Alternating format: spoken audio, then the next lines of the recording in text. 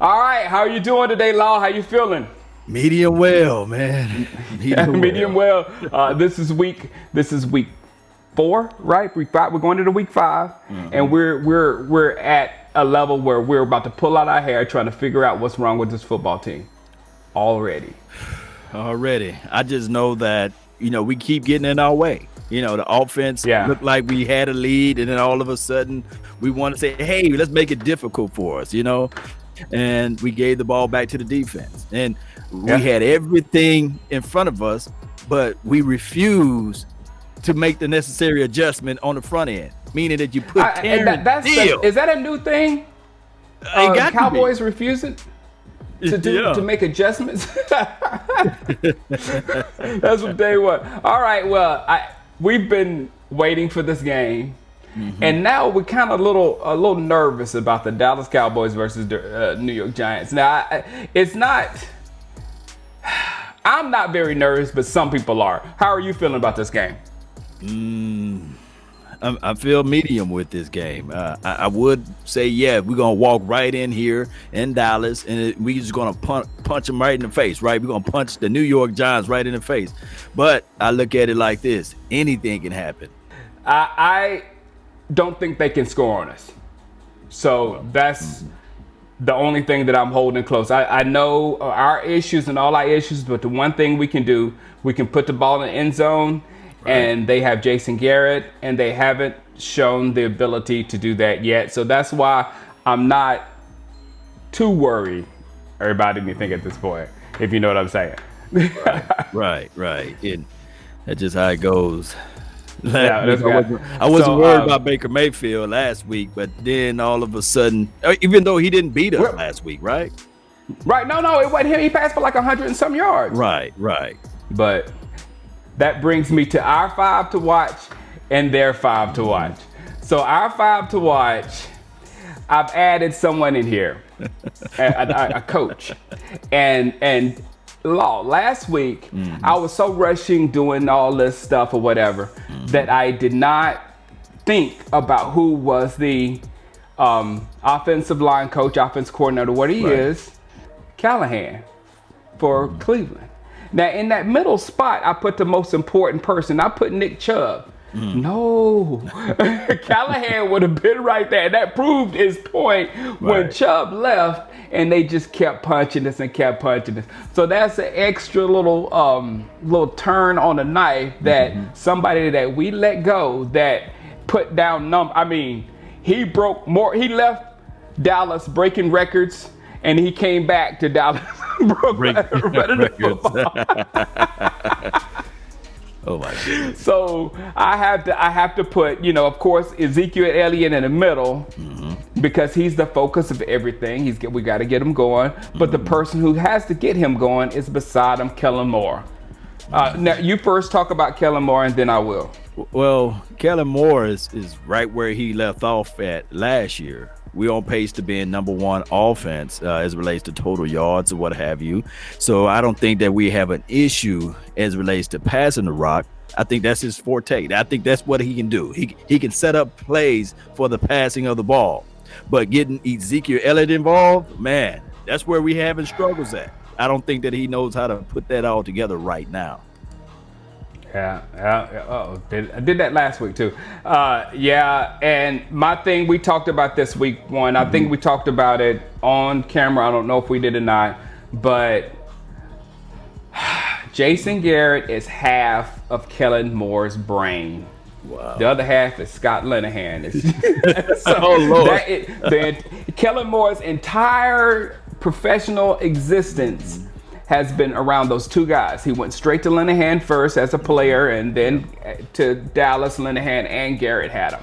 So now Garrett's gonna know, and for what I'm thinking, Garrett's gonna know everything that's in this kid's mind. True.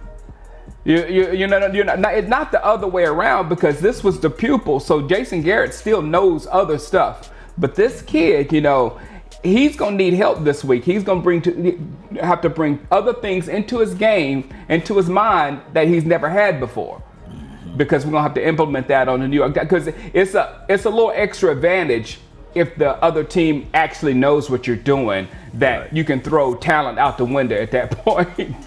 So that's what I'm worried about Keller Moore. Yeah, knowing the opposition's weaknesses is a thumbs up for, I guess, Jason Garrett. He knows what Kellen Moore weaknesses are, and on top of that, he knows everything to do about Ezekiel Elliott. He knows everything to do about Dak Prescott, and I think that Jason Garrett, he's what, third or second generation as it relates to scouting. His father used to scout, and I think his father used to scout. So he knows how to scout. That's one thing I can't say against Jason Garrett. He knows how to scout. And we have Dak Prescott. I don't know. I mean, you know, the Dak Prescott's haters are out there. They bother me. No. You came on here with an attitude because of Dak hater. Right. I did not. This is the first week. I did not make an after game video because I made one and I didn't feel like taking it up because I was so mad at the Dak people.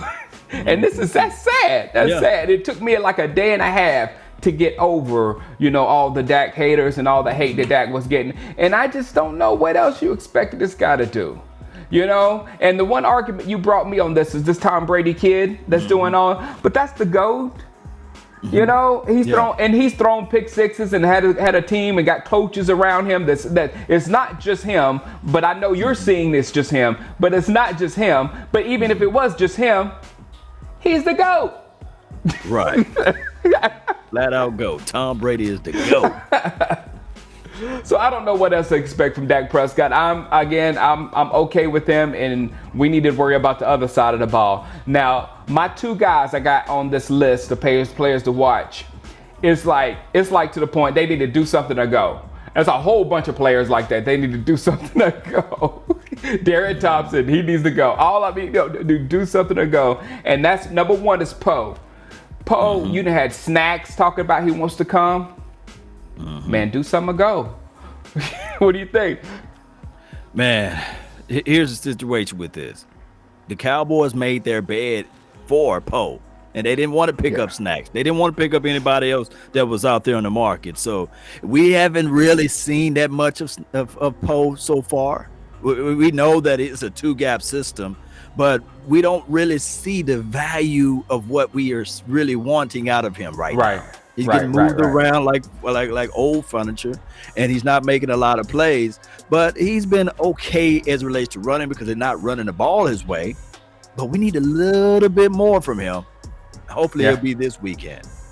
Yeah, and we need a lot of more from DeMarcus. Yeah, you see, you said it right. See it, DeMarcus. See, yeah. You see the name. I got it's DeMarcus right there. Right. But people, I saw the last video. People were coming to his defense and say it's not playing as bad as he was, and then he puts up another pretty non-impressive game out there. So, what do you think about this guy, man? Well, I know the low-hanging fruit would be the fact that, you know, Taco Charlton got 2.5 sacks or 2 sacks, 3 quarterback hits, and on top of that, it looks like Kerry Hyder. I'm gonna throw Kerry Hyder out there too. Yeah, Kerry Hyder. Oh my goodness! I was watching it, even though they lost. I was rooting for them. 49ers versus the Eagles. Kerry Hyder was doing some work action over there. So it's like, hey, DeMarcus, show up. And I know he said F all of you guys, that's as far as the media and the fans out here that's talking ill will of him. You know the craziest thing of it, Shango? What's that? DeMarcus talking all that heat action online. All we want to do is see what he's going to do against the O-line. You know what I'm saying? Yeah. Bring that heat action to the O-line. F the O-line. Don't F us. We as fans, we only send harsh things because we want to see some productions out of you. Exactly, because our feelings are hurt. You're hurting our feelings. Yeah. That's the only reason. Yeah. So, all right, let's go on the other side of the football. And, hey, look, man, I'm telling you, I'm trying to be as good as I can. It was so hard to find 5 people to watch on that football team. If they beat us, I'm going to be so upset. But let's talk about the man in the middle. Go ahead. What do you think about facing him? How you doing, guys? Well, here's the situation. They're 0-4 right now. So they average one touchdown a game and a field goal. So I think that he's going to go into his locker room and he's going to tell everybody, hey, the Dallas Cowboys, I know everything about them. Win this game for me. This is our Super Bowl. If we can win this game, I'm speaking in terms of the Giants, okay? Because that's why I'm saying we. But if he's saying if we can win this game, then that can propel us to go further. He gonna tell one of those stories about an Italian sub, you know what I'm saying? Or the time that he had met a Navy SEAL guy. You know, he's gonna tell the story. He might tear up, he might cry, and everybody this weekend may be just playing just for Jason Garrett. So what we got to do is got to come out quick, hit him up with some varieties of pressures and things like that, and hopefully we can come out with this W. Yeah, I kind of agree. I see him knowing a lot about us, and this is what I'm saying. And it goes further. I've already explained the Keller Moore thing, but it seems to me that we've replaced a robot coach with another robot coach. And the one robot coach will absolutely know the programming that has been given to the new robot coach, because a lot of this is coming from upstairs. A lot of it is. Yeah. So he knows what they want him to run, what kind of adjustments they want him to make or don't make per thing. But he knows more, not only coaching X and O's things with the Dallas Cowboys, but he knows organizational things with the Cowboys. And then on top of that, you already said about his talent evaluation. So every person on the football field pretty much that we didn't acquire in the offseason, he knows their A, B's, and C's. Right. So it's dangerous. And it's not going to be a thing, oh, he was much smarter than we think. It's just that's what happens when you play a guy that very quickly after he's left your organization. Right. You got to deal with it. Yeah. That's the reality. You've spoken nothing but the truth on that one. Yep. That's why you don't trade within the division. Right there. They'll tell you all your secrets. Right. Tell them everything. That's it. All right. Daniel Jones, you have anything to say about that guy? He's still nifty. You know, he's one of those guys you have to worry about his legs. He's not the accuracy of the accurate quarterbacks, but when he get on a run, if you allow him to just sit back there and be free, he can pick you apart. And I don't think that he's that much of a slouch. So if I'm the Cowboys, I'm blitzing. Yeah. I'm doing type of sneak blitzing, the delay blitzing. I'm doing something to get this guy off his marker. But if you can sit back and let him be calm in the pocket, he will eat you apart. So hopefully DeMarcus can get his first sack this weekend. Right. Yeah, he's still the same quarterback. You know, he came out being Danny Dimes, and he'll throw a good ball every now and then. But he's a fumble waiting to happen. I don't ever see a prolific quarterback coming out of him. So I'd have almost zero fear of Daniel Jones. That being said, he's probably gonna get a couple touchdowns. Like Driscoll. Come on, man. We made Sam Darnold look great, and he's seen nothing but ghosts since. That's stuck here. So I'm not afraid of Daniel Jones in least bit. If he beats that and beats our defense, then it might be rant time. I just don't know, man. That's something that we didn't think was gonna happen. Yeah. The running backs, I got them both on that. What do you know about either one of those guys? Well, Freeman used to be a hungry runner, right? He used to be one of those guys that he ripped us apart when he was in Atlanta land. So it's a situation where they're going to use those 1-2 combination with running backs because that's what they're going to lean on. They're going to lean on the running situation to set up the play action. So what we have to do is if we can stop him early, if we can stop either one of those guys, because they got kind of like the same similar trait as it relates to run situations. The biggest thing is not to just move off from Freeman and Gallman, Wayne or what have you, Wayne and things. Is Darius Slayton to me is the threat on this particular team. Yeah, because he can find himself getting behind on the defense. He finds that he got that subtle quickness, speed.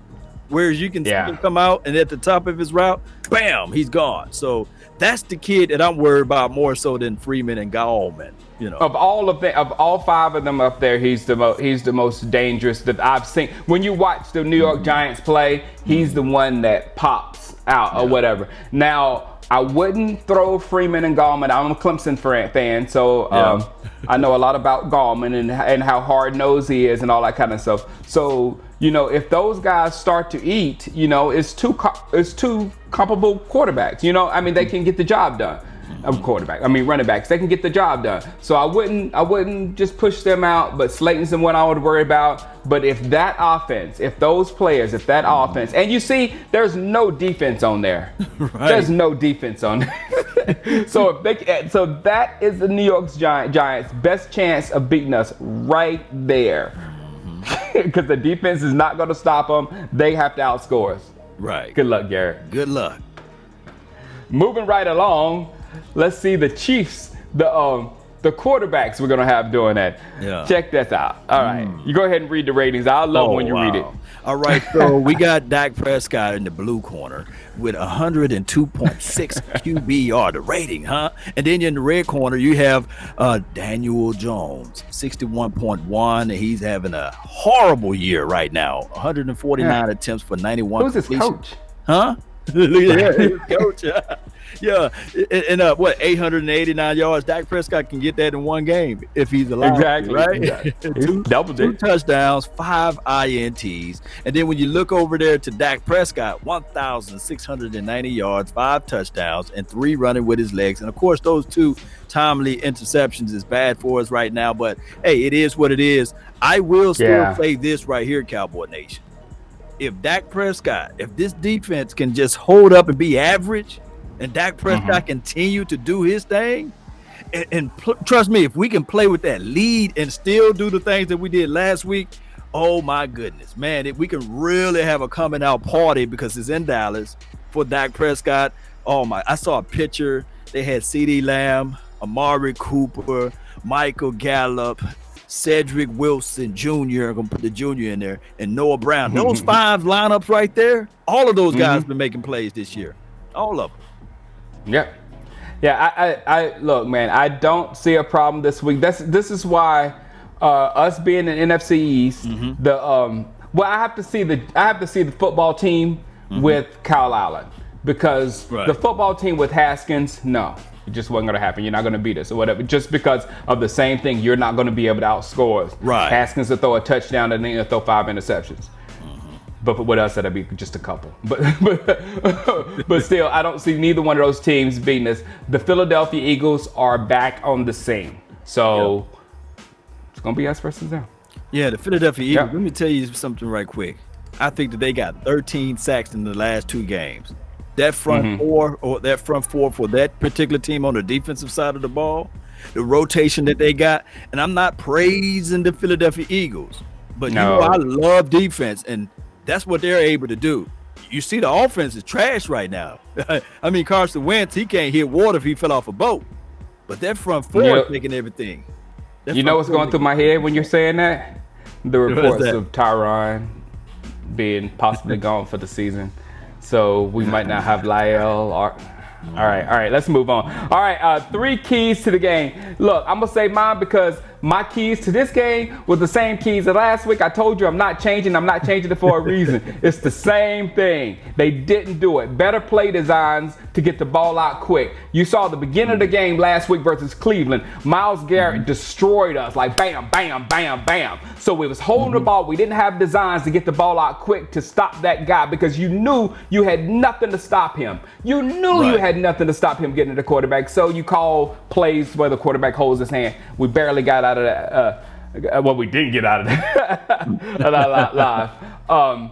They have to figure out Zeke's role in the offense again. It showed his face again. 12 carries? I mean, just like if things don't go perfectly for us, Zeke is out of the football game. And he's basically a third down back, a 6th offensive lineman, as you say. He becomes that when he's possibly the best running back in the league when eating. Yeah. And I did. Nick Chubb. I should have changed the last one. But stop stop the run game of the other team. That is all this team is going to have. That run game. You stop that run game, you won't have Slayton or anything in the pass game to stop them. Just stop the run game. You'll throttle that offense, and then maybe we only give up a couple of touchdowns. This defense is bad. The secondary is bad. I mean. Yeah, one of the people said, man, Cowboys Nation, we never have two things that match. We have good offense, terrible defense. Good defense, terrible offense. And it happens on a dime. Terrible offense a lot. Yeah, all the time. Go ahead. Hey, and then let me listen to your keys to the game. It's like it's a broken record, whatever it sounds like. Go ahead. Well, my keys to the game is similar. What I'm saying is that no turnovers for us. Right. And create turnovers and no turnovers for them. So, you know what I mean? Just try to get out there and get the ball, Cowboy Nation. And we got to protect the ball. And the main thing of it, believe it or not, like Ripley's Believe It or Not, Shango. Yeah. Ezekiel Elliott, get him to 100 yards. Why I say that? You know why I say that, Shango? Because there's meat in that substance right there. If we can get Ezekiel Elliott 100 yards, this is what will happen right here. Yeah. It takes time of possession off the clock, meaning that we will have the ball more and we'll protect the mighty Dallas Cowboys defense, right? And you fall into that beautiful statistic of how many games we win when Ezekiel Elliott goes over 100 yards rushing. Right. It was my favorite statistic back with Emmitt Smith. It was a stronger statistic then, but it's still a good one, ladies and gentlemen. It's still a good one. All right, well, I will be right here live watching the game. I promise you I will not lose myself and yell at Dak haters. Can you say haters? I will be very nice in this game, and I think we should have a nice, smooth Sunday. If it goes left, guys, I don't know what to tell you. And so far this season is crazy enough, but I don't think it can go crazier than this. Oh my God. I really don't. What you say? I'm gonna knock on some wood though. Did I just jinx us? No, you didn't. That's how bad it is. I don't even think a jinx can do it. Right, the reverse jinx, I guess, like that news kind of hit me like a sack of bricks, man, with the Tyron Smith. I know. It's just crazy. And then the news of LVE, they rushing him out there. It just reminds me of the Tony Romo news back in 2015. Just let it heal completely, and then let them be ready for like the Steelers week. Don't rush them out. 2020 is trash. It is. But let's go, Cowboy Nation. Let's go. Let's get this W. All right, guys. I will see you on Sunday, and then we'll talk about the game on Monday. Good talking to you as always, Law. Shout out to you, Shango the Great. Really appreciate you for having me on.